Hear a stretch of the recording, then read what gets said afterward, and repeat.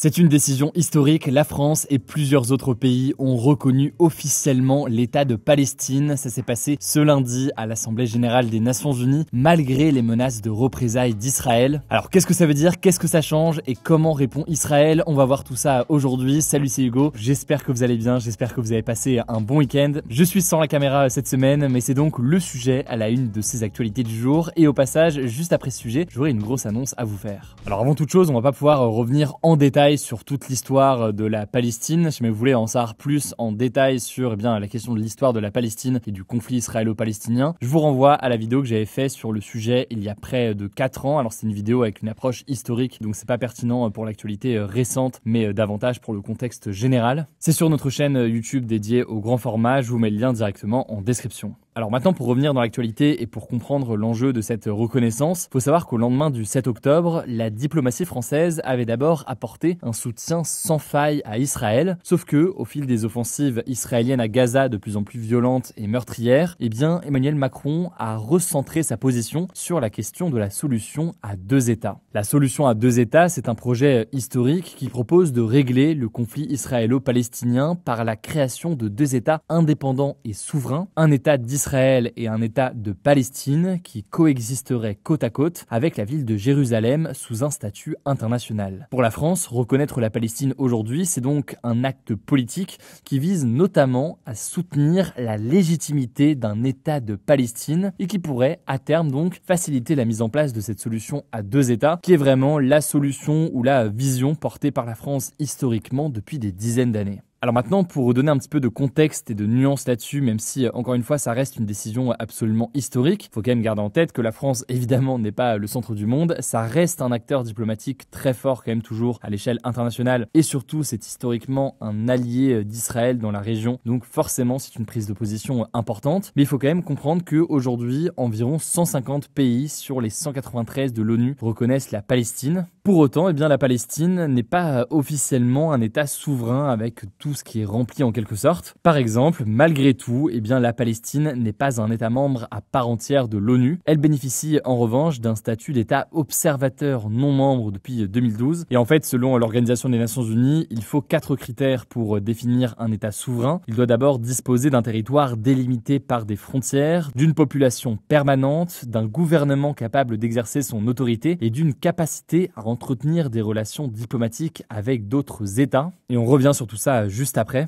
À noter également que le texte signé par la France, il exclut explicitement le Hamas. Il vise donc à exclure le Hamas de potentielles futures négociations concernant l'avenir de la Palestine. Alors maintenant, comment analyser cette prise de position historique d'Emmanuel Macron et de la France? De nombreux analystes et politologues voient en fait déjà dans cette décision de la France le fait de corriger une incohérence diplomatique. Comme je vous le disais, jusqu'ici la France prenait la solution à deux États, mais finalement sans reconnaître l'un des deux, à savoir donc la Palestine. Ce décalage, il affectait donc dans les faits la crédibilité de l'engagement français sur cette position. Et cette reconnaissance donc désormais, ça permet d'aligner, on va dire en quelque sorte, la parole et l'action sur ce sujet. Il y a donc une dimension symbolique qui est extrêmement forte, mais au-delà de ça, ça peut aussi permettre l'établissement de nouvelles relations diplomatiques entre la France et la Palestine. L'ouverture, par exemple, d'une ambassade de France en Palestine est évoquée par Emmanuel Macron. Mais il y a tout de même des conditions qui sont posées, notamment le fait que les otages israéliens détenus par le Hamas doivent être libérés. Alors on va voir la position de ses soutiens, mais du côté de ses opposants en quelque sorte, certains estiment que la France aurait dû fixer des conditions concernant la reconnaissance d'un État palestinien. Par exemple, ce week-end, des instances juives et des personnalités avaient appelé Emmanuel Macron à conditionner la reconnaissance d'un État palestinien à la libération des otages et au démantèlement du Hamas. Mais du côté de l'entourage d'Emmanuel Macron et de ses soutiens, au contraire, on estime que la reconnaissance dans la période actuelle, alors qu'Israël accélère sa colonisation dans les territoires palestiniens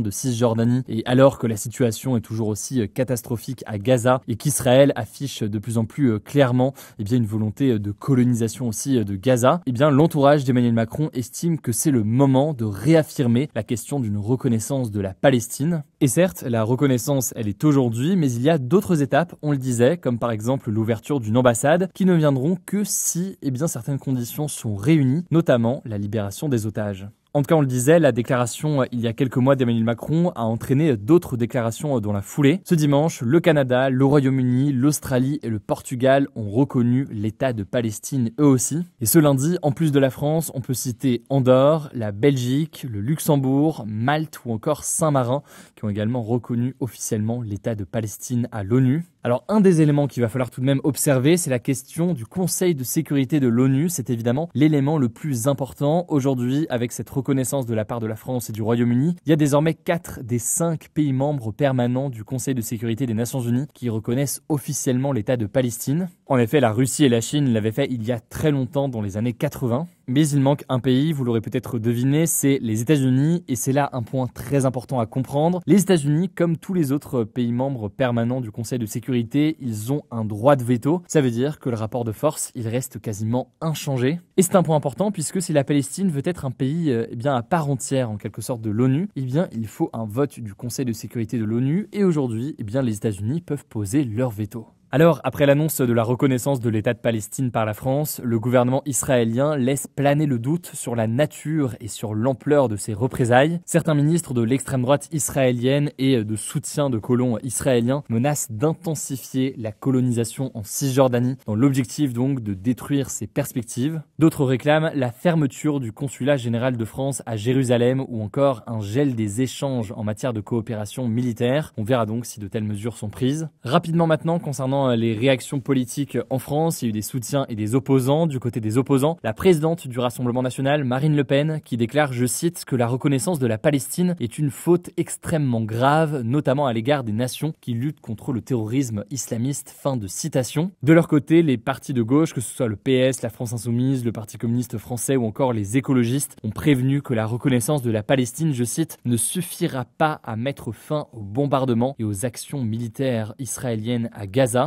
De nombreux soutiens pour la paix affirment que seules des sanctions économiques fermes pourraient limiter les plans israéliens. A noter qu'en France, 21 mairies, dont celle de Nantes ou encore de Saint-Denis, ont décidé ce matin d'hisser le drapeau palestinien, malgré donc l'interdiction imposée par le ministre de l'Intérieur démissionnaire Bruno Retailleau. En tout cas, Mahmoud Abbas, qui est le président de l'autorité palestinienne, qui est au pouvoir dans les territoires palestiniens de Cisjordanie, a salué ce dimanche la reconnaissance de la Palestine comme un pas important et nécessaire vers la concrétisation d'une paix juste et durable. En attendant sur place, la situation à Gaza est toujours aussi critique. Plus de 65 000 Palestiniens ont été tués sur place selon le Hamas, seule source disponible sur place, mais les chiffres relayés et confirmés par de nombreuses organisations. Par ailleurs, la famine et la malnutrition continuent de se développer selon l'ONU. C'est évidemment un sujet très dense dont on va continuer à parler dans les prochains jours. Avant de vous laisser avec Blanche pour le reste de l'actualité importante du jour, un petit mot parce que vous l'avez peut-être vu sur Instagram. Je suis très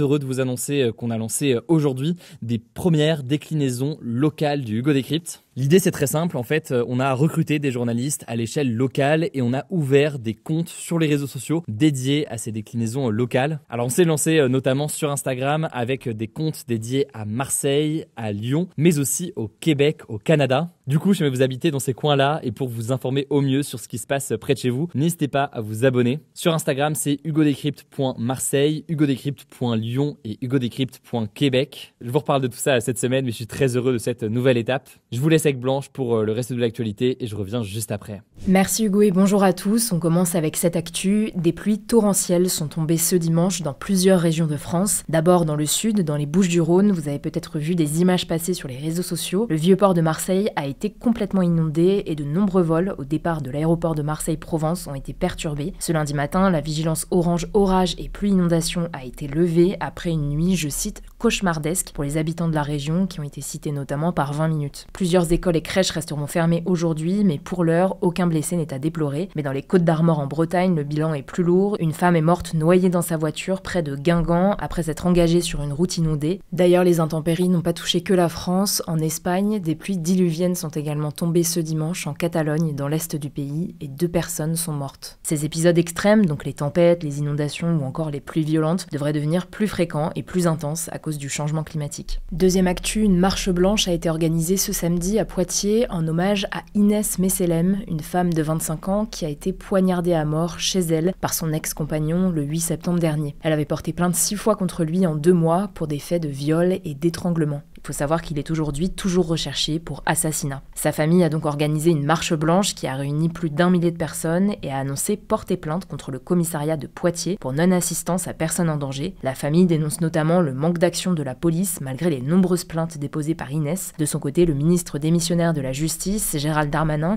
a annoncé saisir l'inspection générale de la justice afin de faire, je cite, toute la lumière sur ce drame. À ce jour, 114 femmes ont été tuées en raison de leur genre en 2025 selon le collectif Nous Toutes. Troisième actu, le très attendu procès de Cédric Jubilard, accusé du meurtre de son épouse Delphine, s'est ouvert ce lundi à Albi dans le Tarn après 4 ans d'enquête. Si cette histoire fait tant parler encore aujourd'hui, c'est parce que le corps de Delphine Jubilard, qui a disparu dans la nuit du 15 au 16 décembre 2020, n'a jamais été retrouvé malgré les nombreuses fouilles et battues. Et depuis sa mise en examen en juin 2021, Cédric Jubilard, son époux donc, a enchaîné les déclarations provocantes, incohérentes et a affirmé être totalement innocent. Sa défense compte notamment s'appuyer sur un élément, l'absence de preuves. Elle a d'ailleurs pointé, je cite, un dossier vide. En tout cas, 65 témoins et 14 parties civiles sont attendus à la barre, dont les voisines qui ont déclaré avoir entendu des cris le soir de la disparition de Delphine, mais aussi la mère de l'accusé et plusieurs codétenus. Les gendarmes chargés de l'enquête, les psychiatres et psychologues qui se sont entretenus avec Cédric Jubilard sont également convoqués. Le procès doit durer jusqu'au 17 octobre. En tout cas, s'il est reconnu coupable de meurtre, Cédric Jubilard risque la prison à vie.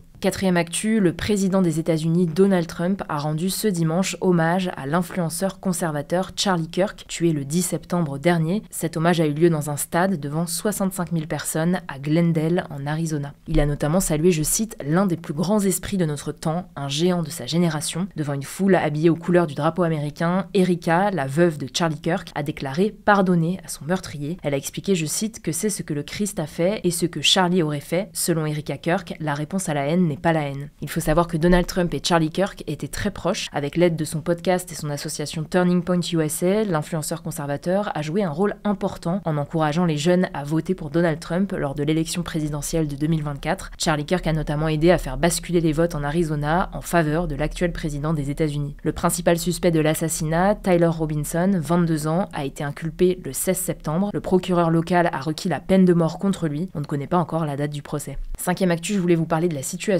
aux Philippines, un pays d'Asie du Sud-Est qui a connu ce week-end des manifestations massives contre la corruption avec plus de 50 000 personnes qui ont défilé dans la rue. Au total, plus de 200 personnes ont été arrêtées dans la capitale Manille. Les manifestants exprimaient leur colère concernant un scandale de corruption lié à un projet d'infrastructure anti-inondation. En fait, en 2017, le gouvernement philippin a lancé un projet pour construire des digues, des canaux ou encore des bassins de rétention. L'objectif, protéger le pays des inondations. Le problème, c'est qu'en août dernier, lors d'une audience au Sénat, on a appris que la plupart des constructions n'avaient jamais été réalisées, alors que le budget, lui, avait bien été débloqué. Au final, le projet aurait coûté plus d'1,7 milliard d'euros aux Philippins. Plusieurs personnalités politiques ont alors été démises de leurs fonctions, comme le président du Sénat, Francis Esquerdo. Alors le rassemblement de ce week-end se voulait pacifique, mais des affrontements ont éclaté entre la police et certains manifestants masqués. Au final, 216 personnes ont été placées en garde à vue, dont 88 mineurs. Le porte-parole de la police locale a lui annoncé que 93 policiers avaient été blessés. Sixième actu, la Corée du Nord s'est dite ouverte à un rapprochement avec les États-Unis, c'est ce qu'a annoncé le dirigeant nord-coréen Kim Jong-un via ses médias officiels ce lundi. Faut savoir que les relations entre la Corée du Nord et les États-Unis s'étaient améliorées lors du premier mandat de Donald Trump, donc entre 2017 et 2021. Les deux chefs d'État s'étaient même rencontrés une première fois lors d'un sommet historique en juin 2018 à Singapour. Une deuxième rencontre avait eu lieu à Hanoï au Vietnam en février 2019 et une dernière sur la frontière entre les deux Corées en juin 2019. Mais cette dernière rencontre avait ravivé les tensions entre les États-Unis et la Corée du Nord. Les Américains souhaitaient que la Corée du Nord abandonne ses projets de bombes nucléaires, alors que la Corée du Nord ne souhaitait pas arrêter ses essais. Et donc ce lundi, Kim Jong-un a posé une condition à une éventuelle nouvelle rencontre. Il n'interviendra que si, je cite, les États-Unis abandonnent leur obsession délirante pour la dénucléarisation. De son côté, depuis janvier, Donald Trump s'est déclaré disposé à reprendre les discussions avec Kim Jong-un, le qualifiant, je cite, de type intelligent. Et on termine avec cette actu, le Centre Pompidou à Paris, qui possède la plus grande collection d'art moderne d'Europe, a fermé ses portes ce lundi pour une durée de 5 ans pour une rénovation complète de son bâtiment. Le bâtiment, qui est vieux de 50 ans, va être complètement désamianté. L'amiante, c'est un matériel présent dans les murs qui peut entraîner des risques de cancer. Le Centre Pompidou va devenir aussi accessible aux personnes handicapées et les façades vont être remplacées pour réduire de 40% la consommation énergétique. À l'intérieur, les sous-sols vont devenir de nouveaux espaces d'exposition et au 7e étage, une immense terrasse ouverte au public va voir le jour. Le chantier coûtera environ 460 millions d'euros et il devrait se terminer pour 2030. Il faut savoir que le musée compte près de 150 000 œuvres d'art. La plupart vont donc être déplacées dans une antenne du musée à Massy dans l'Essonne. Une autre antenne à Metz va aussi accueillir certaines œuvres, comme des peintures de la Mexicaine Frida Kahlo. Pour le reste, elles feront le tour des expositions dans de célèbres musées en France, comme le Louvre, mais aussi dans des musées à travers le monde.